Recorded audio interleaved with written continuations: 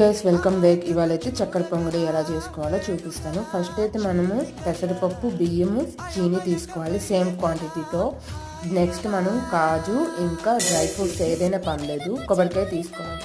First అయితే మనము పెసరపప్పు బాగా ఫ్రై చేసుకున్న తర్వాత దాంట్లోకి బియ్యం వేసుకొని బాగా వాష్ చేసుకొని 4 గ్లాస్ వాటర్ వేసుకోవాలి. 4 గ్లాస్ వాటర్ వేసుకొని 4 విజిల్స్ వచ్చే వరకు అయితే మనం కుక్ చేసుకోవాలి. దీంట్లో కొంచెం సాల్ట్ వేసుకొని నెక్స్ట్ గీ 1 గ్లాస్ తీసుకొని దాంట్లో కాజు, మన దగ్గర ఏం డ్రై ఫ్రూట్స్ ఉంటాయి అవన్నీ వేసుకొని కొబ్బరికాయ వేసుకొని బాగా ఫ్రై చేసుకోవాలి.